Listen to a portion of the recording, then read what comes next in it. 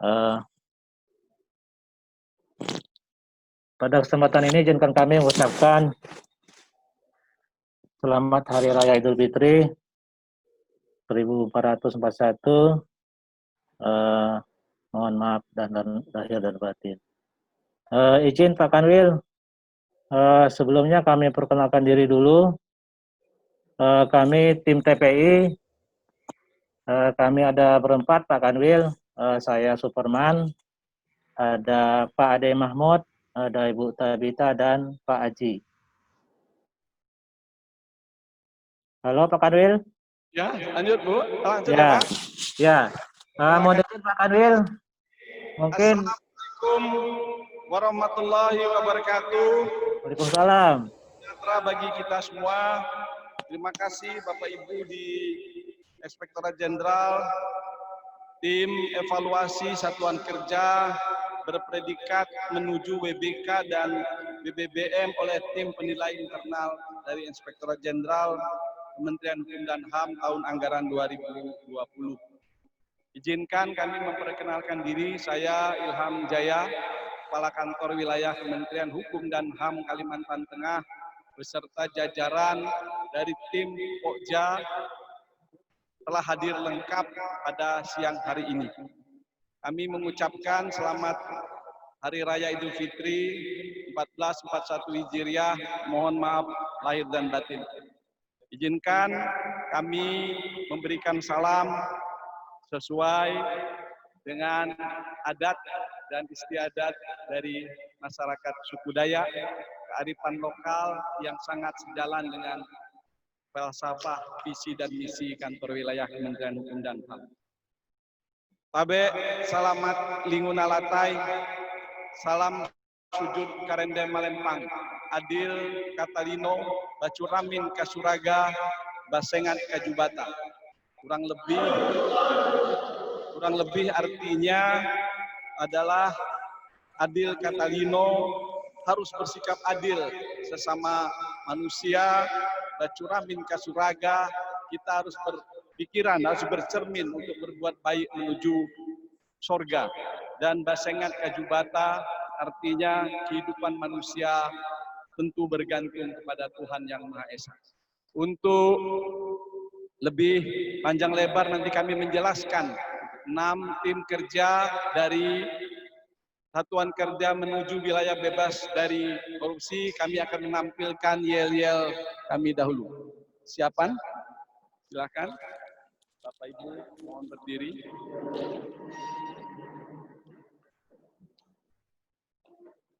Siap?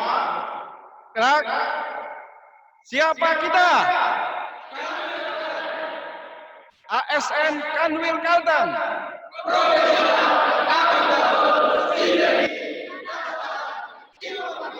Kumham Kalteng.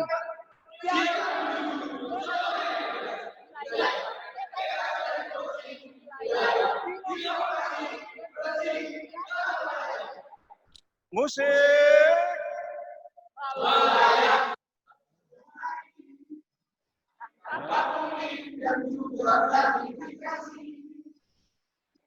Senyum sapa salam kami beri, integritas di baru kembali.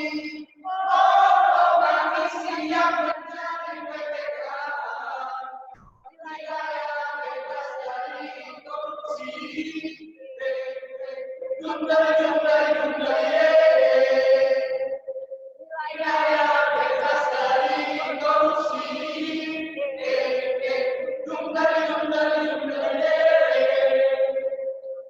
Pasti siap untuk menjadi WBK. Mari kita bangun zona integritas. WBK anti korupsi, anti gratifikasi. WBK 3 jurus S melayani. Senyum, sapa, adil katalino, bacuramin kasuraga, basengat kajubata. Harus. Salam Kanwil Kalteng.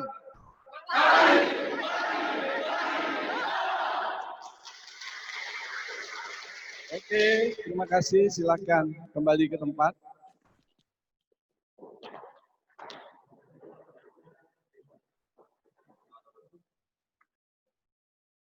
Kami lanjut ya Pak. Lanjut Pak ke paparannya Pak. Silakan Pak. Sesuai dengan peraturan Presiden nomor 8 tahun 2010 tentang Grand Design Reformasi Birokrasi dari 2010-2025, tentu setiap fase itu ada 5 tahun. Sekarang pada fase yang ketiga, yaitu fase 2020-2024. Tujuan daripada reformasi birokrasi adalah mewujudkan tata kelola pemerintahan yang baik atau good governance dengan birokrasi pemerintahan yang profesional, berintegritas tinggi, menjadi pelayan masyarakat dan menjadi abdi negara yang baik. Tujuan daripada reformasi birokrasi tentu adalah terwujudnya pemerintahan yang berkelas dunia. Hal ini kalau dikaitkan dengan Kementerian Hukum dan HAM, ini sangat sejalan sekali dengan Kanwil dengan Kementerian Hukum dan HAM. Di Mars Kementerian Hukum dan HAM, pada bait terakhirnya ada kalimat maju jaya untuk selamanya, Kementerian Hukum dan Hak Asasi Manusia maju jaya untuk selamanya, Indonesia menjadi bangsa kelas dunia. Tentu ini sangat sejalan dengan visi dan misi daripada reformasi birokrasi. Dari isi dari Grand Design 2010-2025 tersebut, itu roadmap-nya menjadi living dokumen bagi 11 unit di Kementerian Hukum dan HAM. Grand Design tersebut di fase kedua ada 8 area perubahan. Tetapi di kantor wilayah akhirnya diterjemahkan menjadi 6 area perubahan sesuai dengan keputusan Menteri Hukum dan HAM nomor AHH 07 OT 0301 tahun 2018. Nah, khusus untuk 6 area perubahan di kantor wilayah Kementerian Hukum dan HAM Kalimantan Tengah telah kita laksanakan dan rencana aksinya pun telah kita laksanakan. Hal tersebut terlihat berdasarkan janji kinerja yang ditandatangani 6 Januari 2020 oleh Kepala Kantor Wilayah di Jakarta di hadapan Bapak Menteri Hukum dan HAM. Untuk di tingkat wilayah, kami sudah melaksanakan janji kinerja itu antara Kepala Kantor Wilayah dengan Kepala Divisi, para Kepala Divisi, antara Kepala Divisi dengan Kepala Bagian, Kepala Bidang, dan juga antara Kepala Bagian dan Kepala Bidang dengan Kasih dan Kasubag, dan termasuk Kasubag dengan Kasihnya dengan seluruh staf JFU dan JFT. Begitu juga antara Kabak Umum dengan para petugas juga yang bukan notabene aparatur sipil negara, mereka adalah pegawai-pegawai paruh waktu ya outsourcing seperti petugas kebersihan dan satuan pengamanan. Artinya tidak saja dari aparatur sipil negaranya, tetapi tentu petugas-petugas yang terlibat juga dalam pelaksanaan kegiatan di kantor wilayah Kementerian Hukum dan HAM melakukan perjanjian kerja, baik itu janji kinerja maupun janji kerja. Bapak Ibu semua yang saya hormati, bahwa berdasarkan janji kinerja itu ada 6 yang kita sepakati, yang kami tanda tangani, baik itu kepala kantor wilayah maupun para pejabat yang ada di kantor wilayah dan JFU dan JFT. Antara lain 6 tersebut adalah mewujudkan sumber daya manusia unggul, mengembangkan teamwork, meningkatkan akses pelayanan, revitalisasi kepala kantor wilayah Kementerian Hukum dan HAM, meningkatkan keramah tamahan dan menjadi role model. 6 ini tergambar sekali dengan 6 area perubahan yang diamanatkan dari surat keputusan Menteri Hukum dan HAM nomor MM 070301 tahun 2018. Dan ini tentu di kantor wilayah kesempatan yang luar biasa ini kami sangat memberikan perhatian khusus terhadap kegiatan ini. Oke, nanti saya akan menjelaskan secara panjang lebar bagaimana daripada 6 area perubahan yang telah diamanatkan dalam surat keputusan Menteri Hukum dan HAM tersebut. 6 amanat tersebut adalah yang pertama manajemen perubahan, yang kedua penata tata laksanaan, yang ketiga penataan sistem manajemen sumber daya aparatur, yang keempat penguatan akuntabilitas, yang kelima penguatan pengawasan, yang keenam peningkatan kualitas layanan publik. Untuk memberikan suasana yang lebih hangat ini mohon teman-teman berdiri dulu. Bagaimana kesiapan teman-teman yang ada di sini. Tentu dalam suasana lebaran, dalam suasana pandemi COVID-19 ini, kita tetap bersemangat, kita teriakkan yel-yel Kementerian Hukum dan HAM. Salam pembaharuan! Salam pembaharuan! Salam pembaharuan! Kanwil Kalteng! Kanwil Kalteng! Kanwil Kalteng! Oke, terima kasih. Bapak Ibu yang saya hormati, Bapak Ibu tim evaluasi dari Inspektorat Jenderal Kementerian Hukum dan HAM, rencana aksi dari rencana aksi reformasi birokrasi dan 6 area perubahan tersebut. Yang pertama, pada kantor wilayah Kementerian Hukum dan HAM telah membentuk tim kerja, dan ini kita lakukan semenjak awal tahun, yaitu dengan langkah-langkahnya menginventarisir dasar-dasar pemilihan tim kerja. Tentu tim kerja ini kita pilih melalui asesmen, melalui baper jakat yang baik, artinya melalui asesmen open bidding yang pas, dengan selain melalui tanya jawab, juga melalui pengamatan dari tim yang telah kita tunjuk dengan SK Kepala Kantor Wilayah. Dan tim itu setelah melakukan rapat dengan melakukan asesmen dari masing-masing individu yang kita tunjuk, terbentuklah tim kerja zona integritas melalui SK Kepala Kantor Wilayah. Terus kita lanjutkan dengan pembuatan dokumen rencana pembangunan ZI, dan pembangunan ZI itu sudah kita dokumentasikan, dan penyusunan dokumentasi itu dalam rangka untuk 1 tahun masa kerja, yaitu 2020. Yang ketiga, pemantauan dan evaluasi pembangunan WBK. Nah, selain kita melakukan rapat setiap bulan untuk melakukan tindak lanjut tersebut, baik itu di tingkat kepala divisi maupun di tingkat tim dari masing-masing zona dari area kegiatan tersebut, baik itu di manajemen perubahan maupun di ketata laksanaan maupun di pengawasan. Yang selanjutnya adalah perubahan pola pikir dan pola kerja. Nah, ini yang intinya sebenarnya, bagaimana perubahan pola pikir dan pola kerja ini. Karena tentu ini sumbernya sebetulnya. Kegiatan WBK itu sebetulnya selain intinya adalah bagaimana kemauan dan tekad daripada pimpinan dan juga tekad dari para pejabat tinggi pratama yang ada di kantor wilayah, tentu juga yang terpenting adalah pola pikir. Bagaimana teman-teman, khususnya teman-teman tim kerja dan seluruh yang ada di kantor wilayah Kementerian Hukum dan HAM dapat merubah pola pikir. Yang pertama adalah kehadiran. Orang tidak mungkin akan bekerja baik tanpa kehadiran, tanpa melaksanakan kegiatan dengan baik.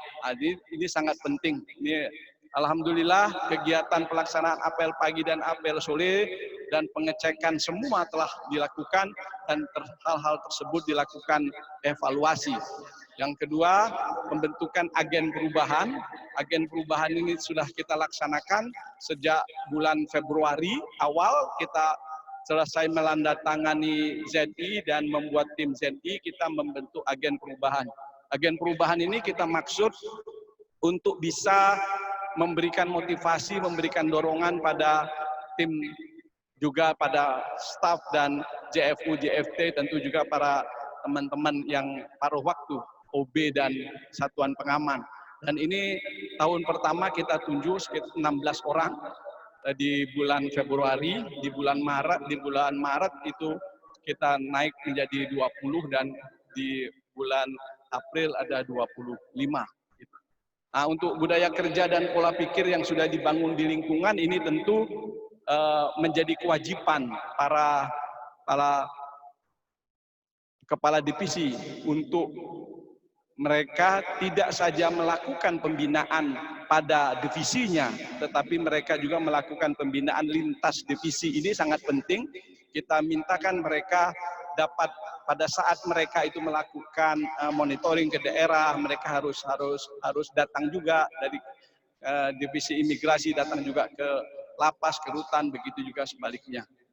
Selanjutnya, anggota organisasi yang terlibat dalam reformasi birokrasi itu menandatangani perjanjian seperti halnya perjanjian pada saat mereka awal pada saat penandatanganan kinerja dan penandatanganan janji kinerja.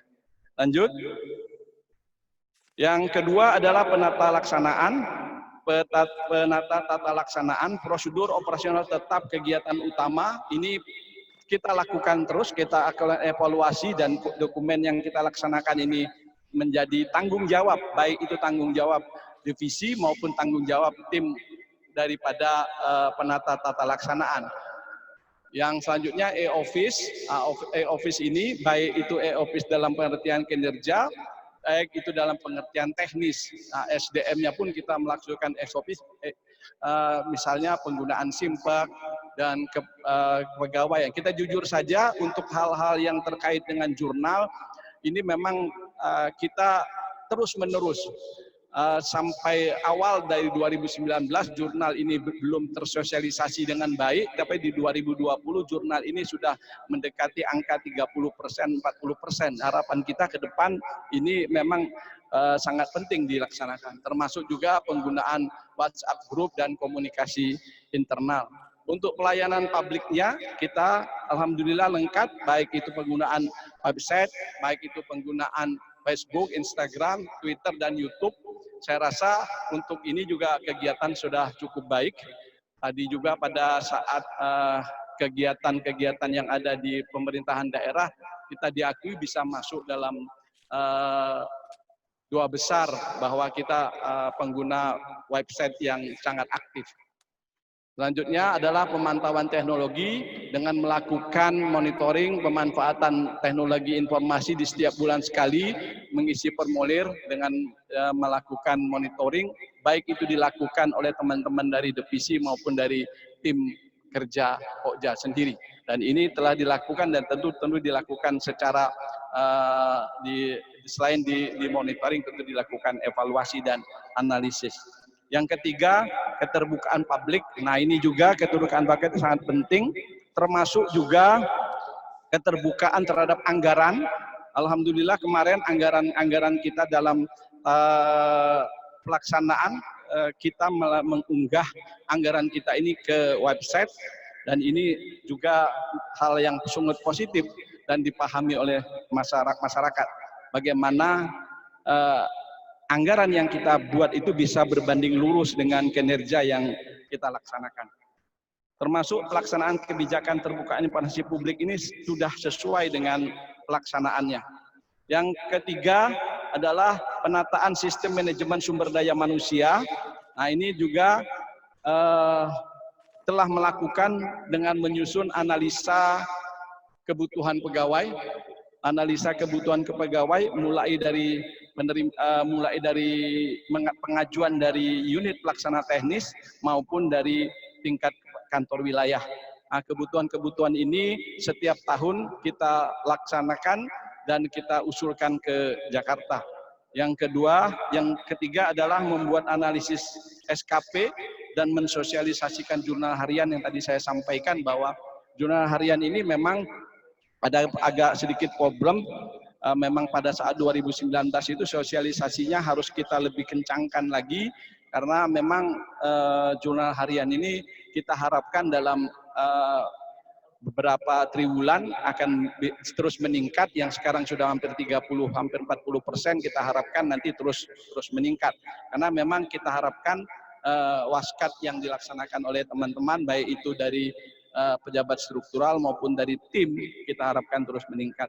Pola mutasi internal, nah ini mutasi ini kemarin kita sudah laksanakan dan ini juga telah diperhatikan dan dicek oleh Pak Sekjen bahwa kita melakukan pola mutasi itu dengan sistem virtual yang kemarin itu karena ada COVID-19 ini kita laksanakan secara virtual, baik itu ujian tertulis maupun ujian wawancara, dan ini sudah kita laksanakan dan sebentar lagi hasil dari ujian virtual dan ujian tertulis dan wawancara itu akan kita lantik dalam jangka minggu-minggu depan ini.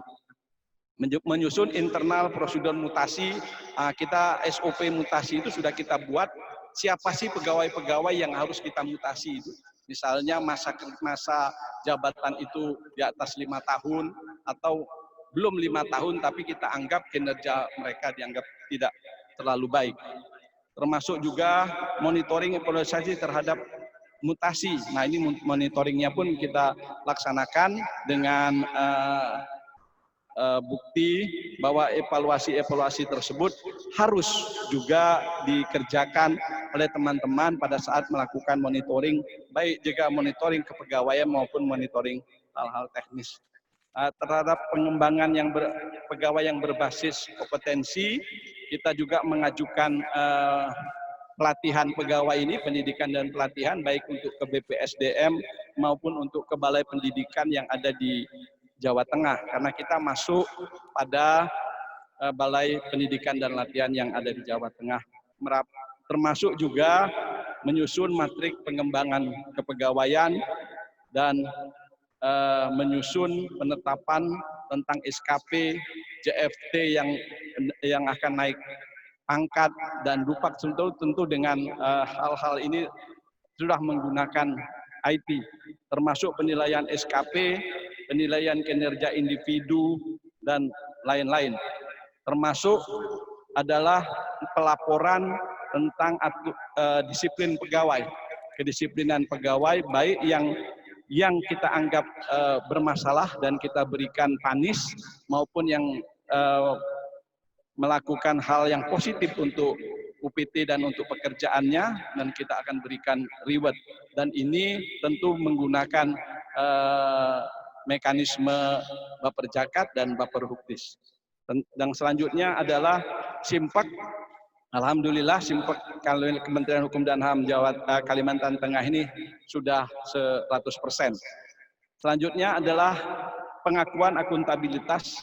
Nah ini yang sangat penting, keterlibatan pimpinan, kepala kantor wilayah dan kepala divisi mempunyai kewajiban untuk mereka memberikan arahan dan rencana kerja tahunan RKT 2020 ini kepada seluruh unit pelaksana teknis, baik itu kepada internalnya, artinya internal divisinya, maupun terhadap timnya, maupun terhadap unit pelaksana teknis yang ada di bawahnya sendiri. Misalnya kepala divisi migrasi, mereka bertanggung jawab. Tidak juga begitu, kepala divisi pelayanan hukum dan HAM apabila mereka bertugas, mereka punya kewajiban juga untuk melakukan monitoring bagaimana keterlibatan teman-teman di lapangan.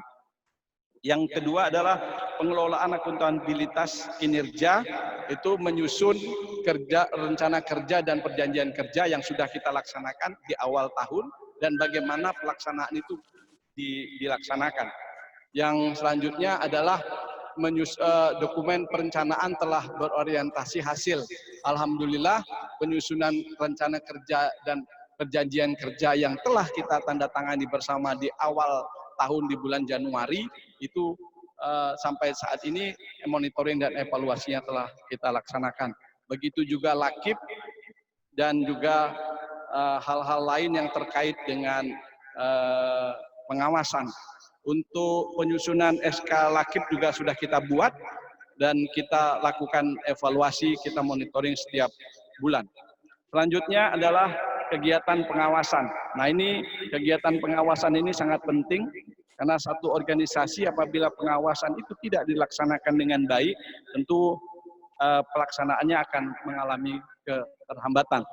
Nah pengendalian gratifikasi itu kita sudah pasang semua kampanye, kita pasang semua papan-papan pengumuman bagaimana kampanye terhadap publik, baik itu internal maupun eksternal, mensosialisasikan melalui televisi, melalui banner, dan melalui website, dan lain-lain. Pengendalian gratifikasi ini telah dilaksanakan. Memang kadang untuk yang beberapa bulan ini terkendala, salah satunya adalah COVID-19 ini, gratifikasinya itu untuk di daerah, teman-teman dari tim Saber Pungli memang kadang-kadang untuk menerima itu mereka ini harus menjelaskan betul tim itu dapatnya itu dari mana. Nah, ini beda dengan apabila gratifikasi yang dilaksanakan teman-teman di KPK. Yang kedua, penerapan SPIP. Nah, ini sudah dilaksanakan juga, melaksanakan rapat internal setiap 1 bulan sekali, dan kadang-kadang apabila Kanwil merasa penting untuk melakukan rapat, dilaksanakannya pelaksanaan SPIP tersebut. SPIP ini telah kita sampaikan baik itu secara bulanan, tribulanan maupun semester. Pengaduan masyarakat ini kita selain menggunakan e-lapor juga menggunakan website lain, Twitter dan Instagram juga. Kita ada beberapa e-lapor tersebut yang kita selesaikan. Semboyan saya pada e-lapor tersebut, kita berharap ukuran keberhasilan itu bukan tidak adanya laporan. Justru makin banyak orang melapor itu sebetulnya makin baik. Itulah gunanya kanal itu dibuat. Tapi sebenarnya bukan persoalan banyaknya orang melapor, tetapi mampukah kita menjawab laporan yang mereka berikan itu, dan bisakah kita menyelesaikan laporan tersebut. Beberapa laporan ini sudah ditindaklanjuti, baik itu laporan internal maupun sifatnya laporan-laporan yang terkait dengan pelayanan komunikasi masyarakat. Whistleblowing system ini yang juga penting menurut saya untuk mendorong gratifikasi, dan ini pun kita dorong, sudah kita laksanakan, dan kita buatkan SK-nya, dan 3 bulan sekali kita melakukan evaluasi. Nah, yang selanjutnya terkait dengan penguatan pengawasan tadi adalah benturan kepentingan. Nah, ini juga menjadi pemikiran saya juga, dan juga sering saya sampaikan bahwa benturan kepentingan ini sangat penting.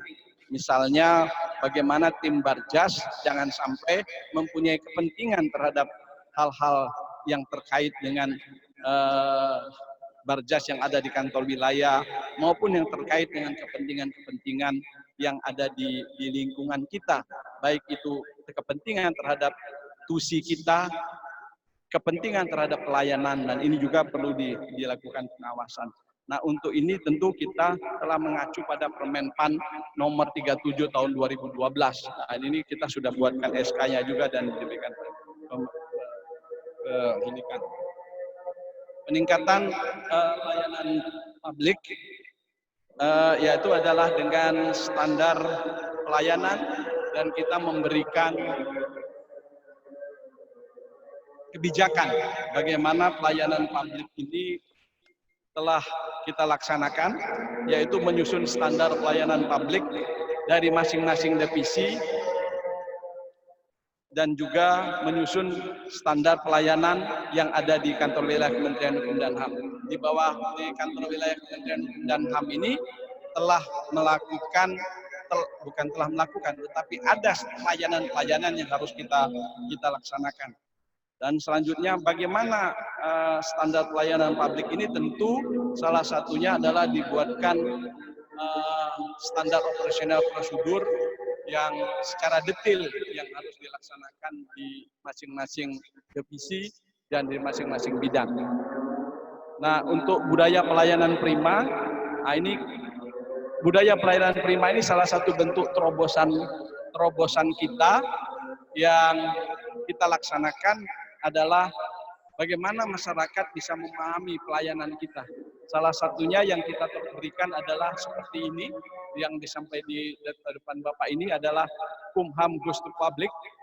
Ini sehingga kalau siapapun yang melakukan sosialisasi ke masyarakat, baik itu ke kampus, baik itu ke pemerintah daerah, kita menggunakan label Kumham Goes to Public ini. Ini merupakan satu terobosan bagaimana cara kita mendekatkan kepada masyarakat, bagaimana membentuk citra positif Kanwil Kementerian Hukum dan HAM, mendekatkan pelayanan, membuka ruang diskusi dan komunikasi dengan masyarakat.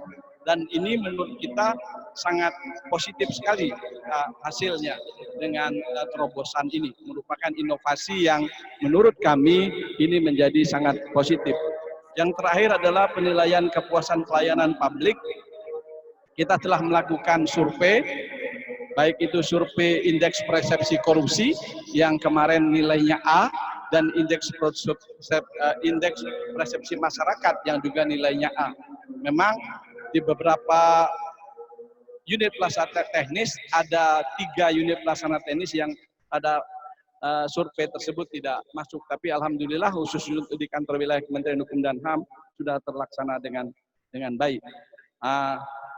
Itu kira-kira yang bisa kami sampaikan.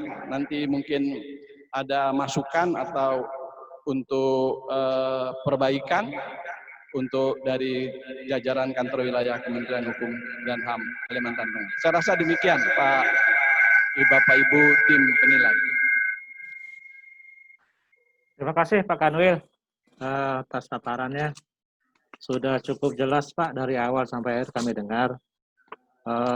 Tapi mungkin kalau saya Pak cuman ini aja. Menanyakan inovasi aja Pak. Inovasinya Kanwil kita ini apa sih kan gitu. Mungkin ya silakan Pak ya. Ya, ini izin Pak Superman, ini inovasi yang kita ini kan. Bagaimana pendekatan TUSI, kantor wilayah Kementerian Hukum dan HAM, baik itu imigrasi, pemasyarakatan maupun pelayanan hukum, biar lebih nyambung kepada masyarakat. Dan ini kita gunakan inovasi yang namanya Kumham Goes to Public. Sehingga semua teman-teman baik itu divisi pelayanan hukum yang akan melakukan penyuluhan hukum dengan membawa label Kumham Goes to Public.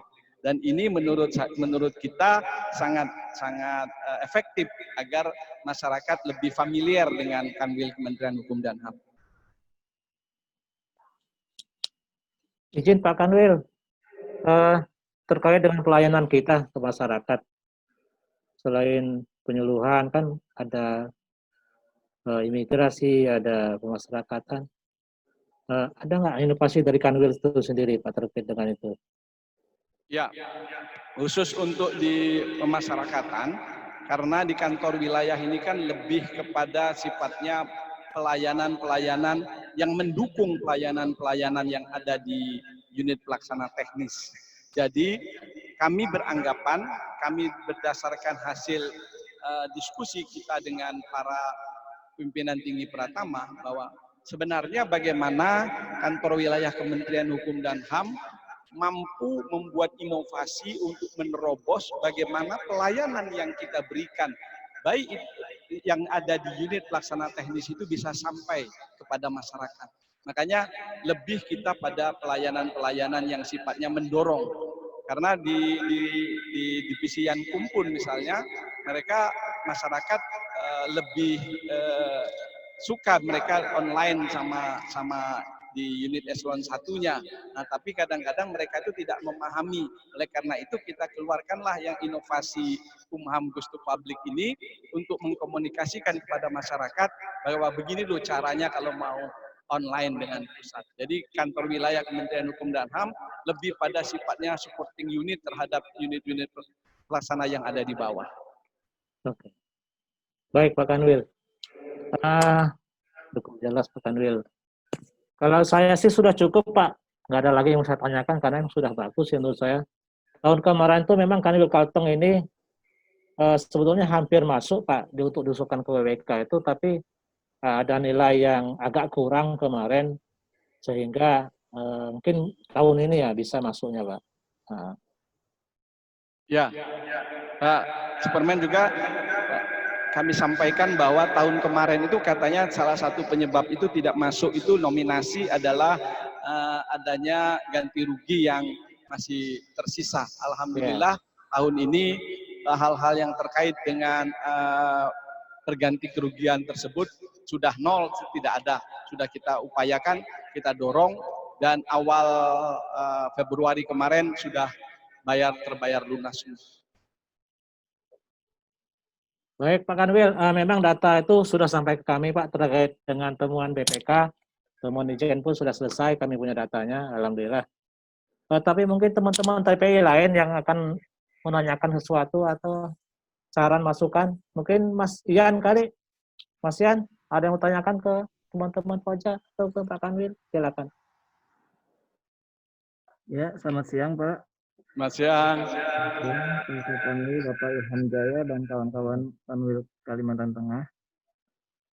Terkait inovasi, tadi saya ingin bertanya Pak, Kumham Goes to Public itu inovasi unggulan Kanwil Kalteng ya Pak. Itu teknis dan contoh realnya seperti apa ya Pak? Bisa dijelaskan Pak Ilham? Oke. Contoh realnya ini salah satu yang kita tampilkan. Ini contoh real. Boneka seorang ASN Kanwil Kementerian Hukum dan HAM. Tangannya ke kanan, memegang teguh seperti ini. Dia dengan sikap sempurna. Ini boneka akan kita berikan kepada semua jajaran yang kita akan laksanakan kegiatan penyuluhan. Baik itu penyuluhan ataupun bukan penyuluhan. Mereka yang ingin melakukan kerjasama dengan Kanwil Kementerian Hukum dan HAM. Dan ini juga menjadi bentuk pensosialisasian. Karena sebetulnya kita pahami, kantor wilayah Kementerian Hukum dan HAM itu sebenarnya bukan tidak ada pelayanan itu, tetapi pelayanan itu lebih kepada mendorong, kecuali di divisi Yankum ya. Divisi Yankum dan HAM itu sendiri sebenarnya pelayanannya sudah lebih hampir 100% melalui online. Hanya beberapa ada pelayanan yang melalui kantor wilayah. Tetapi komunikasi itu yang terpenting. Bagaimana komunikasi itu terwujud. Sebenarnya kan yang tersumbat itu adalah komunikasi. Komunikasi antara masyarakat dengan kantor wilayah, antara masyarakat kantor wilayah dengan instansi terkait. Nah, oleh karena itu dengan momentum Kumham Goes to Public ini, menurut kita hasilnya sangat positif. Ini sebetulnya kita juga melihat di beberapa tempat, sehingga tampilan kita pun baik nanti di media massa baik ini adalah tampilannya Kumham Goes to Public ini. Demikian. Iya, dan ini sudah kita SK-kan. Ya. Baik, cukup jelas Pak. Dan saya ingin mengapresiasi Pak atas inovasi unggulan dari Kanwil Kalteng tersebut. Juga dilengkapi dengan pemanfaatan media sosial yang lengkap Pak ya. Dari website, Facebook. Betul. Jadi kita kerjasama dengan beberapa media massa yang juga mensosialisasikan ini. Harapannya adalah setiap individu yang keluar dari kantor wilayah Kementerian Hukum dan HAM, mereka dengan menggunakan mensosialisasikan ini. Karena mereka akan lebih mudah memahami, karena lebih kekinian. Baik, terima kasih Pak, cukup jelas. Mungkin teman-teman TPI yang lain ada yang mau bertanya. Terima kasih Mas Ian. Mungkin Pak Bu Tabita mungkin ada yang mau tanyakan, Bu Tabita. Selamat siang Pak Kakanwil dan tim, Ibu Diana selamat siang.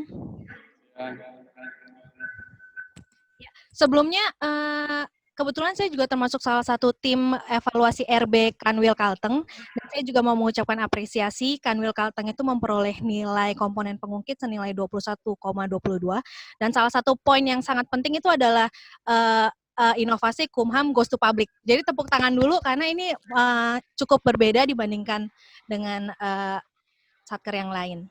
Kalau untuk perbandingan di Jenpas tahun ini dapat 21,81 dan Kanwil Kalteng dapat 21,22. Jadi cukup bagus nilainya. Lalu Pak, izin memberikan masukan Pak. Ini saya juga mau mengapresiasi sekali ya terkait kontribusi real yang sudah dilakukan oleh Kanwil Kalteng. Namun izin izin host untuk enable screen sharing.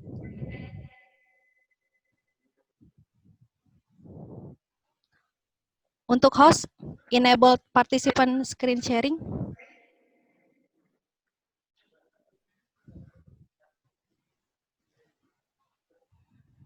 Ya, sebentar lagi. Ya, oke.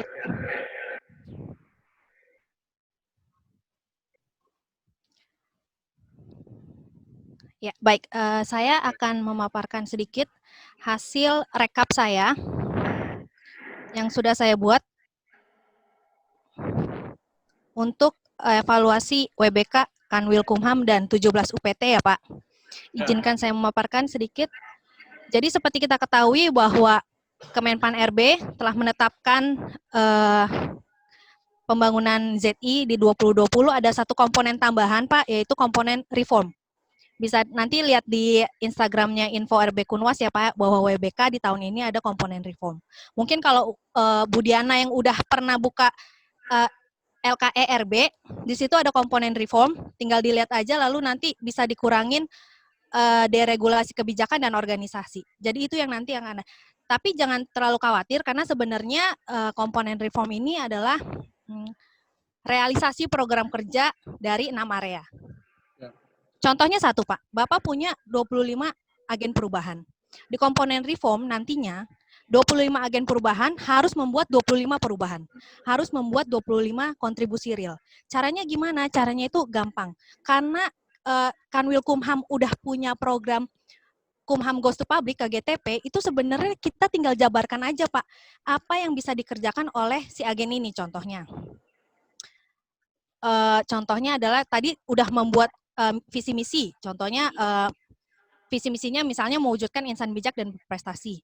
Lalu udah bikin tagline Kanwil Kalteng pasti bahalap. Nah, kita breakdown lagi nih Pak visi dan misinya tadi. Misalnya insan bijak bermedia sosial. Saat ini Kumham Goes to Public itu merupakan produk yang luar biasa sekali. Tapi apakah kita semua sudah bijak bermedia sosial? Nah, agen perubahan yang ditetapkan oleh Kanwil Kalteng bisa membuat ajakan untuk rekan-rekan pegawai dan bahkan untuk seluruh masyarakat untuk bijak bermedia sosial. Saya buat contohnya ada 6. Ada berbagi inovasi, berprestasi, semuanya. Nah, ini adalah bentuk turunan agen perubahan. Bapak udah punya maskotnya, udah punya logonya, udah punya programnya, Bapak breakdown lagi. Jadi nanti itu dibagikan ke 25 agen perubahan untuk bikin kontribusi. Contoh lagi, Pak. Misalnya insan bijak bermedia sosial. Saat ini ada satu ancaman buat ASN yaitu hoax dan hate speech. Gimana caranya Kumham Goes to Public bisa bikin public campaign yang bagus terkait anti hoax, melek digital, dan anti hate speech. Kanwil Kalteng didorong membuat panduan untuk bermedia sosial yang baik bagi internal pegawainya. Nah, disambungkan lagi sama komponen reform, nanti agen perubahan ini, si agen yang bijak bermedia sosial ini, program kerjanya adalah menerbitkan kode etik pegawai Kanwil dalam bermedia sosial. Kira-kira ini bisa nggak Pak? Ya, bisa. Karena bisa memang pasti ya Pak ya? Tujuan daripada ini sebenarnya adalah mengkomunikasikan itulah. Tujuan daripada Kumham Goes to Public itu. Betul Karena kinerja Kementerian Hukum dan HAM, khususnya Kanwil Kementerian Hukum dan HAM ini sudah positif. Tetapi masalahnya di lapangan ini tidak dikomunikasikan dengan baik. Sehingga kadang-kadang hoax yang keluar justru malah lebih tinggi dibandingkan dengan berita yang baik itu. Padahal hoaxnya itu sedikit, beritanya banyak, tetapi justru yang ada di masyarakat justru diterima yang hoaxnya daripada yang positifnya. Nah, justru menurut saya yang terpenting sekarang di era milenial itu sebenarnya yang pertama adalah komunikasi. Kuncinya adalah komunikasi dan sumber daya manusia. Bagaimana sumber daya manusia di Kanwil Kementerian Hukum dan HAM ini mampu mengkomunikasikan tusi yang sudah kita jalankan dengan baik ini kepada masyarakat. Saya rasa gitu. Betul Pak. Jadi nanti pada saat misalnya Kanwil Kalteng menerbitkan kode etik, itu akan menjawab jika unit kerja telah mengimplementasikan aturan disiplin kode dan juga membuat inovasi terkait kode etik. Ini Pokja apa ini teman-teman? Pokja kepegawaian ya? SDM. SDM. Iya, betul. Jadi nanti tim Pokja saya sangat sarankan untuk membuat ini dan menjadi bagian dari kontribusi agen perubahan di Pokja SDM misalnya. Lalu ada lagi nih whistleblowing system atau WBS. Saat ini kita juga bisa bikin nih dari si agen bijak bermedia sosial, kita bisa early warning system. Kita bisa bikin lagi internal campaign. Sampaikan jika ada rekan pegawai yang melakukan unggahan ke sosial media yang mengandung hoax, hate speech, dan lain-lain. Saat ini whistleblowing system kalau Bapak lihat semua datanya nol. Nggak ada yang melaporkan. Nggak masalah, berarti kan bagus. Tapi sekarang kita udah di dunia digital, berarti kita juga harus punya poin penting nih. Jika kita melihat rekan kita posting, akankah alangkah baiknya jika kita mengingatkan terlebih dahulu, tentu saja mengingatkan dengan sistem yang baik dan tepat gitu. Makanya dibuatlah early warning system. Dibuat tim pantau aktivitas media sosial pegawai juga. Jadi ini juga jadi inovasi terkait si whistleblowing system. Jadi makin banyak lagi inovasi yang sebenarnya bisa dibuat. Inovasi itu nggak perlu bikin sepeda roda 7, tapi bisa buat sistem-sistem yang justru real kontribusinya kepada organisasi. Satu lagi, lalu ada lagi nih Pak, terkait misalnya agen berprestasi, insan berprestasi berbagi inovasi. Saya bikin tagline, inovasi kurang berarti tanpa berbagi. Dan pentingnya mereplikasi sebuah inovasi. Karena poin yang A-nya, untuk mendapatkan nilai A, justru jika telah direplikasi. Jadi harus mendorong UPT-UPT yang sudah punya inovasi untuk mereplikasi di UPT-UPT lain yang belum punya inovasi. Contohnya, kayak di Lapas Palangkaraya itu dia punya aplikasi Salut, antrian online untuk kunjungan. Di Rutan Palangkaraya punya Simandau Trolling. Nah, itu harus didorong untuk UPT lain bisa mereplikasi. Sehingga baik si inisiator, UPT juga bisa dapat nilai lebih, UPT yang lain nggak punya inovasi juga jadi dapat nilai juga. Jadi nilainya C gitu. Ya, ada lagi Pak, misalnya peningkatan kualitas pelayanan. Nah, ini yang terkait langkah kerja untuk agen perubahan terkait berbagi inovasi. Kanwil sebagai pionir, agen perubahan menjadi koordinator, fasilitator, lalu menginventarisasi, pemetaan, lalu membentuk agen perubahan di UPT yang melakukan replikasi. Jadi nanti akan sangat mudah menjawab komponen reform, di mana satu agen perubahan harus membuat satu perubahan. Dikarenakan dari tahapan ini aja sudah banyak sekali yang bisa dilakukan. Nah, ini juga satu Pak, terkait edukasi, insan berprestasi berbagi ahli. Kita baru saja merekrut tahun 2017 17.000 penjaga tahanan lulusan SMA. Gimana caranya kita Kanwil Kalteng terutama bisa mendorong gitu ya, bisa mendorong penjaga tahanan untuk raih sarjana. Bapak Ilham yang lulus S3 dengan predikat sangat memuaskan pasti paham betapa pentingnya sebuah pendidikan. Dan jika misalnya agen perubahan punya visi yang bukan yang terlalu besar, tapi visi yang memang menyentuh kehidupan staf kita, pegawai kita, maka ini merupakan hal yang sangat baik. Terlepas atau tidak dapatnya WBK, tapi apa yang kita lakukan memberikan dampak positif kepada pegawai kita. Lalu ini terkait SOP dan standar layanan publik. Nah, ini SOP, saya belum lihat update website Kanwil. Saya lihat website Kanwil itu terakhir diupdate tahun 2016. Akankah alangkah baiknya jika kita bisa update dan melihat data-data mana yang perlu diperbarui. Lalu SOP dalam bentuk infografis menggunakan bahasa daerah. Lalu membuat hotline atau call center yang memang aktif, karena kan sekarang setiap Kanwil selalu punya duta layanan. Berarti mereka bisa diberdayakan juga menjadi call center, operator call center. Atau hal-hal yang sederhana aja. Misalnya belangko formulir bisa di-download di web Kanwil atau UPT. Saat ini kalau kita ke kantor imigrasi, saya masih harus nyari formulir dulu, minta ke satpam, lalu isi di tempat. Hal yang sesederhana mendownload formulir aja kan sudah sangat membantu sebenarnya, meningkatkan kualitas pelayanan kita juga. Nah, kalau misalnya 4 hal ini aja udah jadi sebuah perubahan, itu jadi bisa menjawab lagi kontribusi agen perubahan yang akan dilakukan di Kanwil Kalteng. Lalu ada lagi di Pokja Pelayanan Publik, ada satu poin penting yang rata-rata memang tidak punya ini, yaitu kompensasi.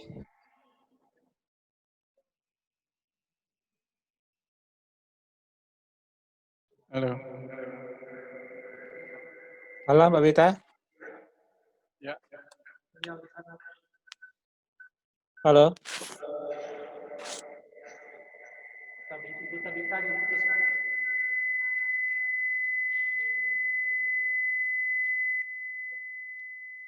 Halo, Mbak Tabita.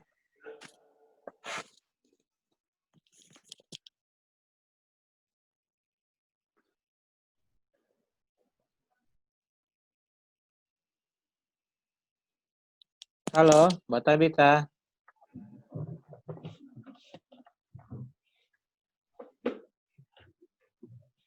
Ya, Halo, izin Mas Pak. Yan. Mas Yan. Sebentar Pak.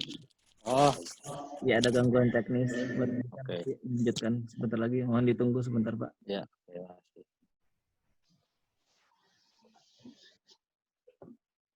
Halo, Pak Kanwil. Ya, Mohon tunggu sebentar, Pak. Ada gangguan teknis, Pak.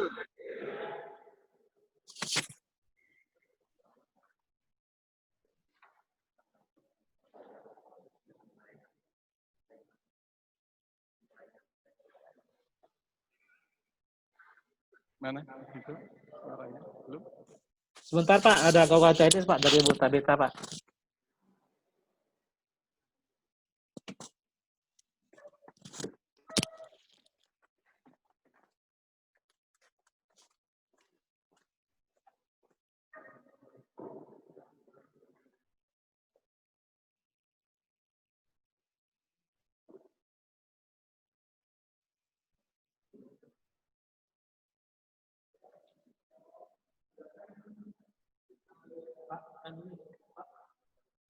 Izin Pak, pandangannya ke sini, Pak.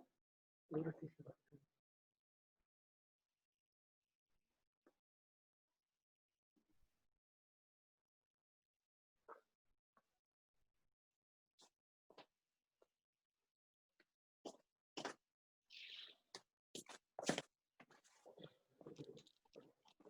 Dari Jakartanya ya, terputus. Halo, Pak Kanwil. Ya, lanjut Mohon Pak. lanjut, Pak. Tunggu sebentar, Pak, karena ada gangguan sebentar, Pak. Ya Pak. Mohon maaf, Pak. Mohon maaf.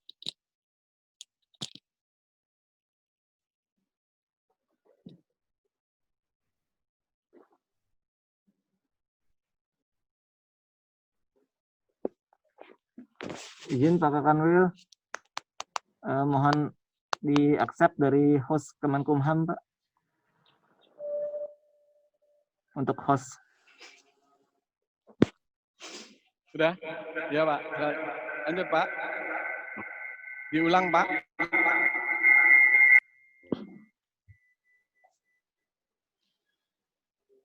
Untuk host Kemenkumham Kalteng, mohon di-accept Mbak Tabita.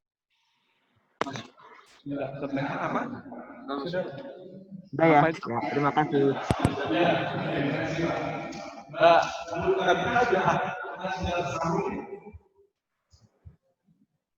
Oke, buka aja tinggalnya. Suara dari dia. Suara dari Di pakai headsetnya jelasnya. Halo. Ya, Ya, silakan Tabita. Mohon maaf terputus. Lagi seru padahal ya. Ya, sebentar.